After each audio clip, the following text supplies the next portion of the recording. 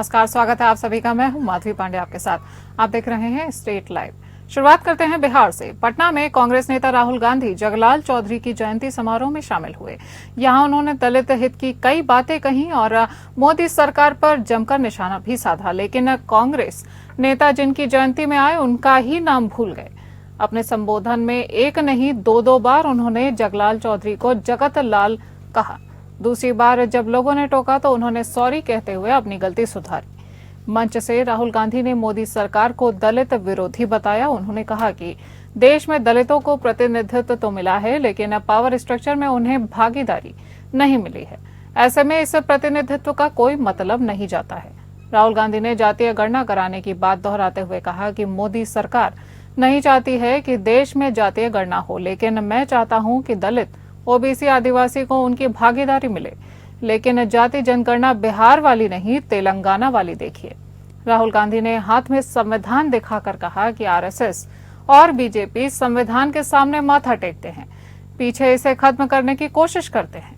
मैं चाहता हूं कि दलित समुदाय के लोग लीडरशिप में आए और देश के टॉप 10 कंपनियों के मालिक में भी दलित शामिल हो। पटना के गांधी मैदान स्थित एसकेएम हॉल में जगलाल चौधरी जयंती समारोह में राहुल गांधी ने कहा कि मोदी ने 25 लोगों का 16 लाख करोड़ रुपया माफ किया। इस लिस्ट में एक भी दलित शामिल नहीं है। मीडिया में दलितों की भागीदारी नहीं है। मैं एक उदाहरण से समझाता हूं कि ये मीडिया के मित्र हैं। इनकी बड़ी बड़ी कंपनियां हैं। इनको हर स्टेट की सरकार विज्ञापन देती है, तो सीधा सरकार इनकी फंडिंग कर रही है।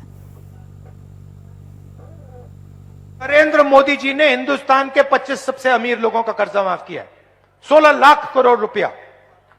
उनकी लिस्ट निकालिए, 25 लोग हैं, अदानी, अंबानी, ये लोग। जीएसटी का 16 लाख करोड़ रुपया कर्जा माफ किया है। आपका पैसा है, दलितों का पैसा है, पिछड़ों का है, आदिवासियों का है।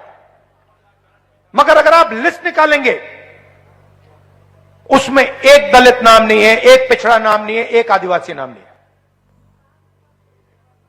200 बड़ी, सबसे बड़ी कंपनियों के मालिकों में एक ओबीसी नहीं है, एक दलित नहीं है, एक आदिवासी नहीं है।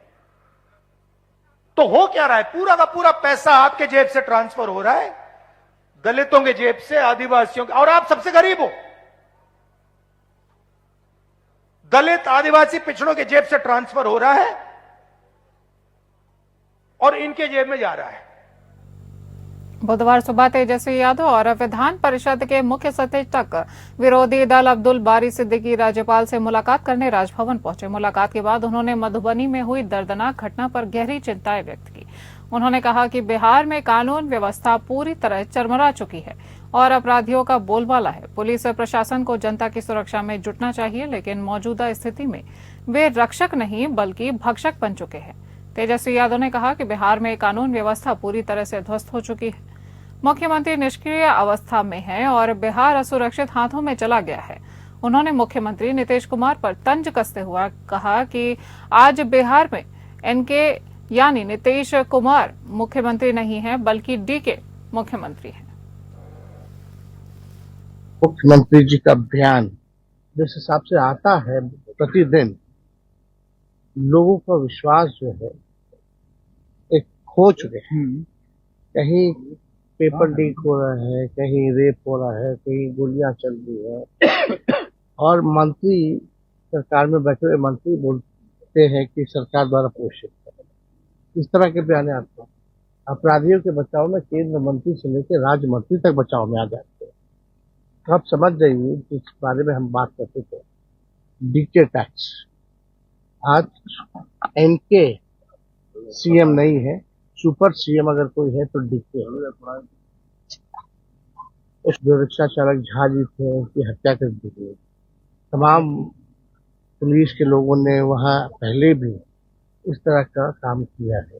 तो कार्रवाई के लिए हम लोग राज्यपाल महोदय से यहाँ मिलने आए। बिहार के मुख्यमंत्री नीतीश कुमार ने उत्तर बिहार के जिलों में प्रगति यात्रा के क्रम में 20,000 करोड़ रुपए की कुल 188 योजनाओं की घोषणाएं की, जिनमें मंत्रि परिषद द्वारा कुल 121 और विभाग के स्तर पर 67 योजनाएं स्वीकृत की गई हैं।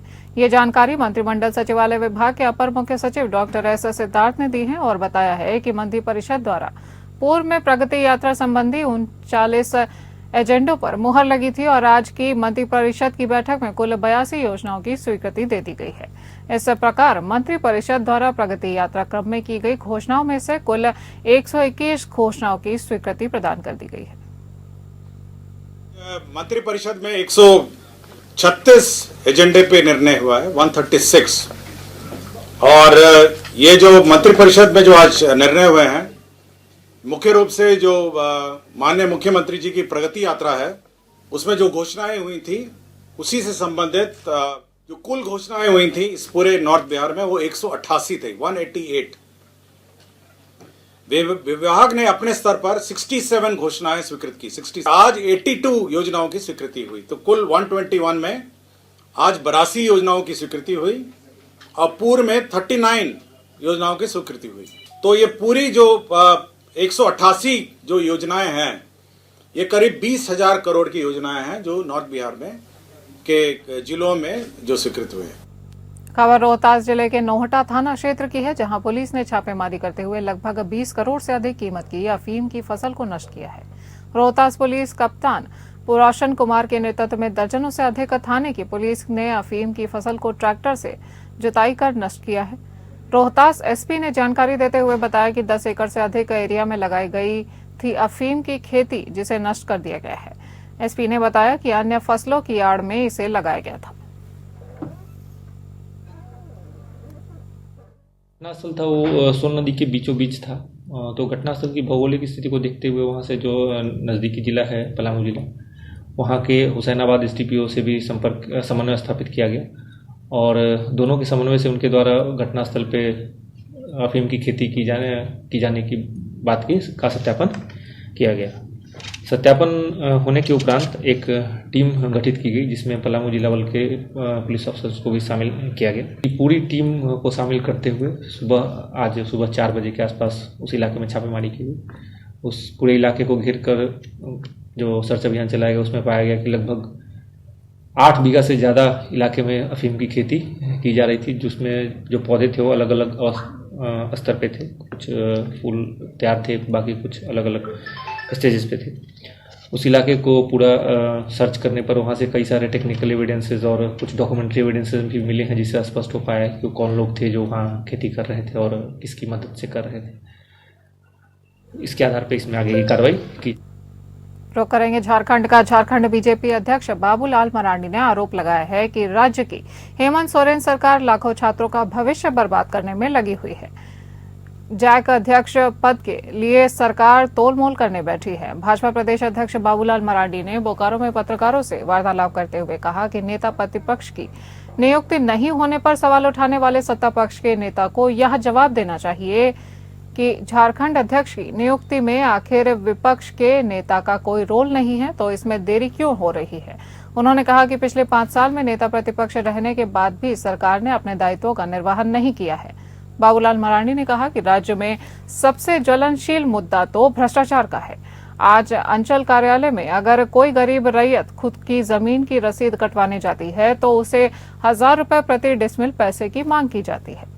नीचे से लेकर ऊपर तक भ्रष्टाचार पूरी तरह से हावी हो चुका है। अब बच्चों के एग्जाम है और अध्यक्ष का पद ये रिक्त है और इसको तो समय से पहले ही नियुक्त कर देना चाहिए। क्या लग रहा है? पता नहीं क्या कर रहा है, क्या मोल भाव हो रहा है, क्या तय हो रहा है। वर्तमान की जो स्थिति है तो आप देख रहे होंगे, जब बच्चों के भविष्य को इन्होंने नजरअंदाज कर रहा है, जिसमें लाखों बच्चों की भविष्य जुड़ा हुआ है। ज्वलंत तो मुद्दा तो इस राज्य में जो भ्रष्टाचार है, आम लोग परेशान है। अब जिसके खतियानी जमीन है उसके भी रसीद नहीं काटता है, लोग बताते हैं सब जगह। कहने को तो ऑनलाइन है, लेकिन ऑनलाइन रसीद काटने के लिए भी पर डिसमिल 1000-2000 रुपया देना पड़ता है लोगों को। बोकारो में जिला और पुलिस प्रशासन आम लोगों की सुरक्षा और अपराधियों पर नजर रखने के लिए चौक चौराहों पर सीसीटीवी कैमरे लगा रही है।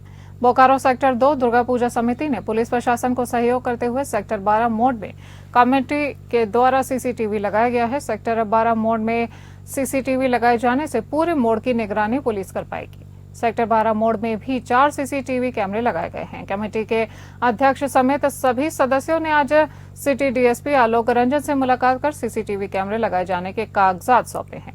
इस दौरान कमेटी के द्वारा पुलिस प्रशासन को सीसीटीवी में खर्च हुए 40,000 रुपए की रकम भी उन्हें दी गई। इस रकम को सिटी डीएसपी ने सीसीटीवी लगाए जाने वाली कंपनी को सौंप दिया है। सिटी डीएसपी आलोक रंजन ने बताया कि बोकारो पुलिस सामाजिक संस्था और विभिन्न संस्थान के लोगों के साथ मिलकर बोकारो में सीसीटीवी लगा रही है। इसी क्रम में दुर्गा पूजा कमेटी सेक्टर 2 के द्वारा भी सहयोग किया गया है। उन्होंने कहा कि सेक्टर 12 मोड़ में सीसीटीवी लगाए जाने से अपराध और अपराधियों पर पुलिस की नजर बनी रहेगी और अपराधियों को भी पकड़ने में उन्हें सहूलियत मिलेगी। सेक्टर 2C दुर्गा पूजा समिति के द्वारा कैमरा इंस्टॉल करवाया गया है, जिसमें सहयोग किया गया है इन लोगों के द्वारा, पूजा कमेटी के द्वारा सहयोग करके, और इन लोग कमेटी के द्वारा निर्णय करके आम जन के लिए एवं पुलिस प्रशासन की मदद के लिए कि किसी प्रकार की अगर कोई घटना होती है या फिर राहगीरों के साथ किसी प्रकार कोई अप्रिय घटना होती है जिसको आइडेंटिफाई किया जाए, तो इनके सहयोग से 2C दुर्गा पूजा समिति के सहयोग से कैमरा लगाया गया है। शहर में अन्य स्थलों पर भी कैमरा लगाया गया है। ये जो भी वहाँ के सामाजिक लोग हैं उन लोगों के सहयोग से कुछ मॉल्स होटल संचालकों के द्वारा भी सहयोग किया गया है। झारखंड की राजधानी रांची के डोरंदा थाना क्षेत्र में कृष्णा ज्वेलरी दुकान में हुए चोरी की घटना मामले रांची पुलिस ने खुलासा कर दिया है और डीआईजी सह रांची एसएसपी चंदन कुमार सिन्हा ने मामले का खुलासा करते हुए बताया कि पुलिस ने 7 लोगों को गिरफ्तार किया है। इनमें 4 चोर और 3 खरीदार शामिल है। सभी आरोपी साहिबगंज जिले के निवासी हैं। बता दें कि साहिबगंज के एक चोर गिरोह ने 31 दिसंबर और 1 जनवरी को चोरी की घटना को अंजाम दिया था। पुलिस ने मामले का उद्भेदन करते हुए चोरी के सर्वाधिक सामान को बरामद कर लिया है। और 1 की रात में कृष्णा ज्वेलर्स के यहाँ सेंधमारी करके दुकान तोड़ा गया और जेवर की चोरी हुई। इसका तत्काल एफआईआर दर्ज किया गया और इसके अनुसंधान हम लोगों ने जो है काफी मेहनत करके किया रांची पुलिस ने, और अल्टीमेटली ज्ञात हुआ कि यह साहबगंज का गैंग है। और फिर हम लोग इस गैंग के पकड़ने के लिए हम लोग का अनुसंधान करता जो है 4 आदमी जिसने चोरी किया और 3 आदमी जिन्होंने जेवर की खरीद की, चोरी के जेवर की। टोटल 7 आदमी गिरफ्तार हुए, 7 साहबगंज जिला के। बात करेंगे पंजाब की। अवैध प्रवासी भारतीय नागरिकों को लेकर अमेरिका का मिलिट्री विमान भारत आ चुका है। ये विमान पंजाब के अमृतसर में गुरु रविदास इंटरनेशनल एयरपोर्ट पर लैंड हुआ है। अमेरिकी सैन्य विमान C-17 में 13 बच्चों समेत 104 अवैध प्रवासी सवार थे। इनमें 69 पुरुष और 25 महिलाएं हैं। जानकारी के मुताबिक विमान में पंजाब से 30, हरियाणा से 33, गुजरात से 33, महाराष्ट्र से 3, यूपी से 3 और चंडीगढ़ से 2 नागरिक शामिल है। इससे पहले रिपोर्टों में कहा गया था कि सैन्य विमान में लगभग 200 भारतीय सवार हैं, लेकिन बाद में पुष्टि हुई कि विमान में सिर्फ 104 लोग ही सवार हैं। अमेरिका में डोनाल्ड ट्रंप की दूसरी बार सत्ता संभालने के बाद अवैध प्रवासियों के खिलाफ अभियान चलाया जा रहा है और उन्हें वापस भेजा जा रहा है। ये अमेरिका में रह रहे भारतीयों का पहला निर्वासन है।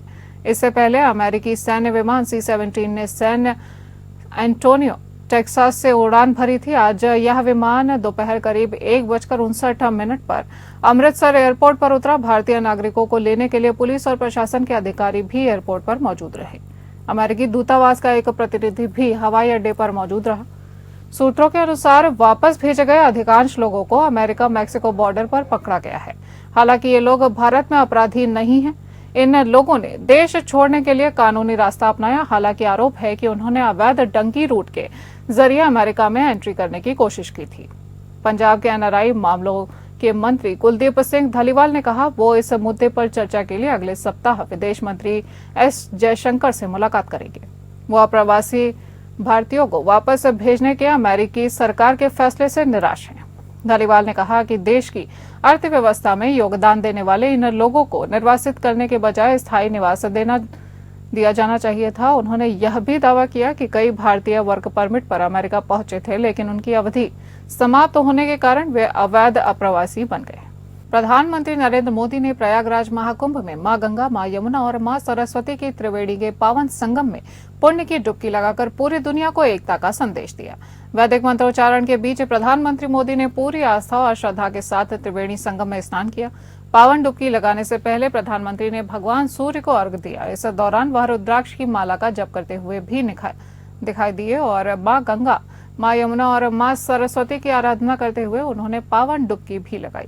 त्रिवेणी संगम पर डुबकी लगाने से पूर्व प्रधानमंत्री नरेंद्र मोदी ने विधिवत पूजा अर्चना की। संगम में उतरने से पहले पीएम मोदी ने सबसे पहले आस्था के साथ जल को स्पर्श कर आशीर्वाद लिया और फिर सूर्य देवता को अर्घ्य दिया और तर्पण भी किया। संगम स्नान के बाद उन्होंने पूरे विधि विधान से पूजा अर्चना किया। काले कुर्ते और भगवा पटके और हिमाचली टोपी पहने प्रधानमंत्री मोदी ने वैदिक मंत्रों और श्लोकों के बीच संगम त्रिवेणी में अक्षत, नैवेद्य, पुष्प, फल और लाल चुनरी अर्पित की। इसके बाद उन्होंने संगम स्थल पर तीनों पावन नदियों की आरती भी उतारी। वहां मौजूद तीर्थ पुरोहित ने उनका टीका लगाकर अभिनंदन किया।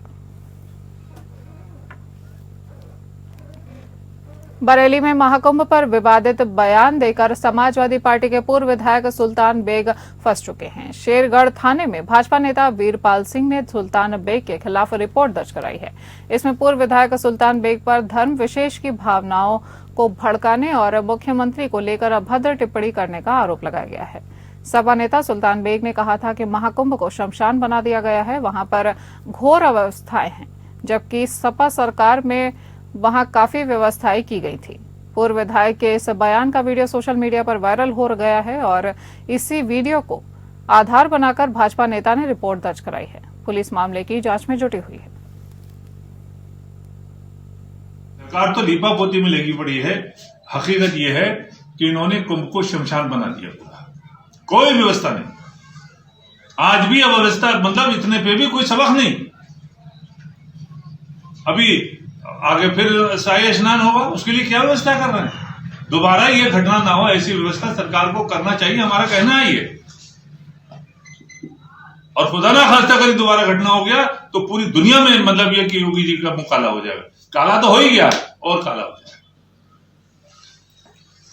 सरकार में, समाजवादी सरकार में भी तो हुआ था, कुंभ हुआ था और उसका इंतजामिया कोई हिंदू नहीं था, कोई तलकदारी नहीं था। आजम खान उसके प्रभारी थे।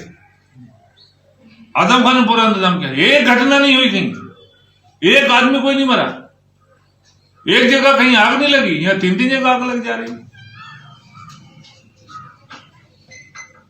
तो ये तो सारी चीजें हैं, वो लंबी चौड़ी बातें हो जाएंगी। हकीकत ये है कि सरकार हर मामले में फेल है। लॉ एंड ऑर्डर वो बेकार इनका, शिक्षा के मामले में कुछ कर नहीं रहे, विकास के मामले में कुछ कर नहीं रहे, स्वास्थ्य के मामले में कुछ कर नहीं रहे। आप बताइए मुझे, अभी मैं किसी पार्टी के कोई नेता का नाम नहीं लेना चाहता, बरेली के अंदर यहाँ 40-40 साल से एमपी रहे हैं लोग और एक जीटीआई नहीं बनवा सके सरकारी। दूसरी प्रयागराज में आयोजित महाकुंभ में मौनी अमावस्या पर स्नान करने गए लापता श्रद्धालु का शव 5वें दिन शिनाख्त के बाद जनपद बहराइच पहुंचा। शव को लेने पहुंचे परिजन फफक कर रो पड़े। फिलहाल शव को पोस्टमार्टम के लिए मॉर्चरी में रखा गया है। शव के ऊपर 60 नंबर का टैग लगा हुआ है। बताया जा रहा है कि हरदी इलाके के औराही गांव से 55 लोगों के साथ सोहन भी मौनी अमावस्या पर स्नान करने के लिए प्रयागराज गए थे, जहां 28 तारीख की रात में हुई भगदड़ में सोहन की मौत हो गई थी। काफी खोजबीन के बाद 5वें दिन सोहन का शव मोतीलाल नेहरू मॉर्चरी में मिला। बेटे राजेश ने बताया कि प्रयागराज से शव लेकर आए हैं। शव मिलने के बाद से परिजनों में कोहराम मचा हुआ है।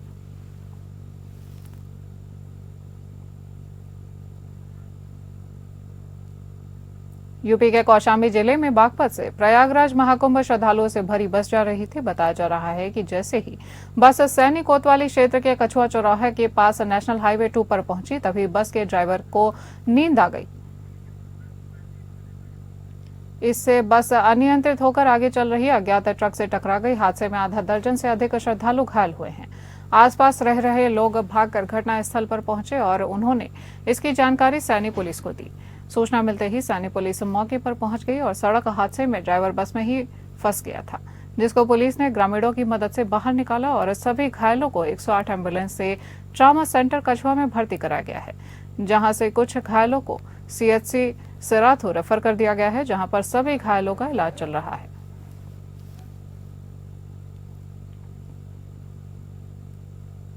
अस्पताल में 15 लोग का उपचार भर्ती करके किया गया है। बाकी कुछ मरीजों का बिल्कुल माइनर चोट थी, उपचार करके चले गए हैं। अभी हमारे अस्पताल में 6 लोग हैं जिनको भर्ती की भी जरूरत है। बाकी चलते फिरते स्टेबल पेशेंट हैं। तो वो अपने बस में 55 लोग थे, बागपत से संगम के लिए जा रहे थे।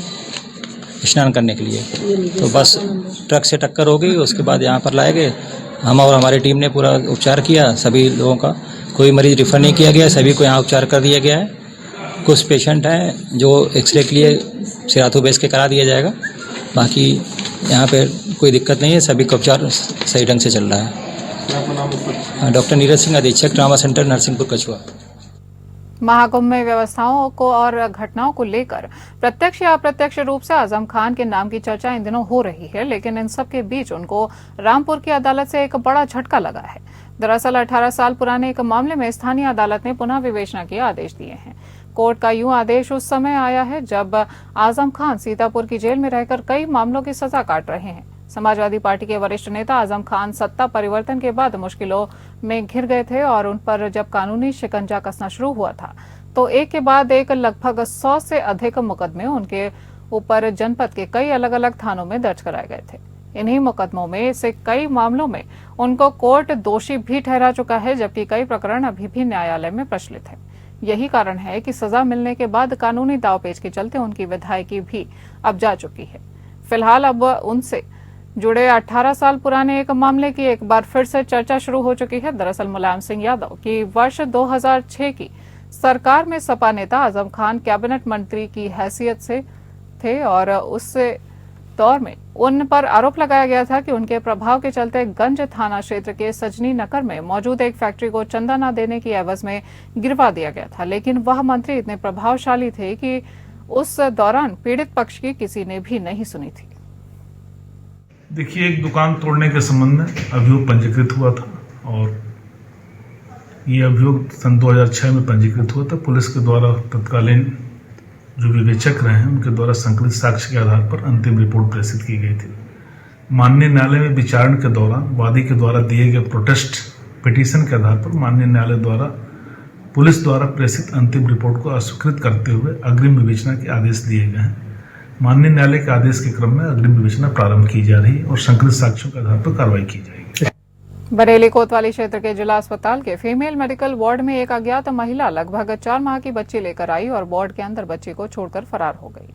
मेल मेडिकल वार्ड के कर्मचारियों ने जिला अस्पताल की सीएमएस डॉक्टर अलका शर्मा और जिला अस्पताल मैनेजर पूजा को सूचित किया। कर्मचारियों ने अस्पताल के अंदर उस महिला की तलाश की, उस महिला का कोई पता नहीं चल सका है। जिला अस्पताल की सीएमएस डॉक्टर अलका शर्मा ने कोतवाली प्रभारी अमित पांडे और जिला अस्पताल के चौकी इंचार्ज को महिला द्वारा बच्ची को छोड़ दिए जाने की सूचना दी है। फिलहाल पुलिस महिला की तलाश में जुटी हुई है। जो एक फीमेल औरत अज्ञात महिला थी जो कोई एडमिट नहीं थी, किसी के साथ नहीं थी, वो आई अपने बच्चे को यहाँ रख के और जा रही थी तो एक औरत ने उसे टोका कि तुम कहाँ जा रही हो? हम डायपर लेने जा रहे हैं, अभी आ रहे हैं बच्चों को लेने। उसके बाद से वो महिला को कोई अता पता नहीं है, वो बच्चे को छोड़ के जा चुकी है। हमने आगे टीम को इन्फॉर्म करा दिया है, जैसे वो बच्चे को लेने आ रहे हैं, जैसे हम हैंड ओवर समथिंग 6 महीने का बच्चा होगा, वो लड़की है वो। किसको सूचना दे दी आपने? जी हमने आगे कोतवाली को इन्फॉर्म कराया, कोतवाली ने आगे हमारे बच्चों को जो बच्चों को लेके जाती है उनको इन्फॉर्म करा चुकी। यूपी के कन्नौज में नगर के एक इंटर कॉलेज में अराजक तत्वों ने धावा बोलकर उपद्रव किया। डंडे बेल्ट व कुर्सियां चली, जिससे विद्यालय परिसर में अफरा तफरी मच गई। मारपीट में प्रबंधक समेत 4 शिक्षक और कर्मी घायल हो चुके हैं। प्रबंधक ने 6 युवकों को नामजद करते हुए अज्ञात के खिलाफ पुलिस में तहरीर दी है। मोहल्ला गणेश चौधरी स्थित उत्कर्ष अकादमी शिक्षण संस्थान इंटर कॉलेज के प्रबंधक ब्रजेंद्र सिंह ने बताया है कि विद्यालय के वार्षिकोत्सव के दौरान बच्चों के सांस्कृतिक कार्यक्रमों को देखने के लिए कुछ बाहरी अराजक तत्व आए थे। छात्रों से किसी बात को लेकर इन युवकों से कहासुनी हो गई थी। इसके अराजक तत्वों ने मारपीट शुरू कर दी थी। कौन लोग थे ये लोग? मोहम्मद थे सब। क्यों मारा पीटी की? बदतमीजी करने के अंदर प्रोग्राम चल रहा था। किस चीज का प्रोग्राम चल रहा था? किस विद्यालय में? अच्छा, फिर लड़ाई होगी। कितने लोग थे वो लोग? लगभग 70-80 लोग होंगे। कितने लोगों को चोटें आई हैं?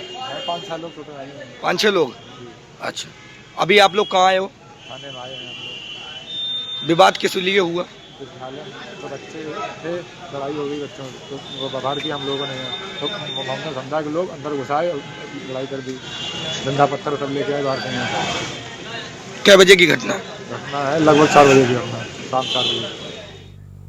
मुझे दीजिए इजाजत और ज्यादा खबरों के लिए जुड़े रहिए एबीएन न्यूज के साथ।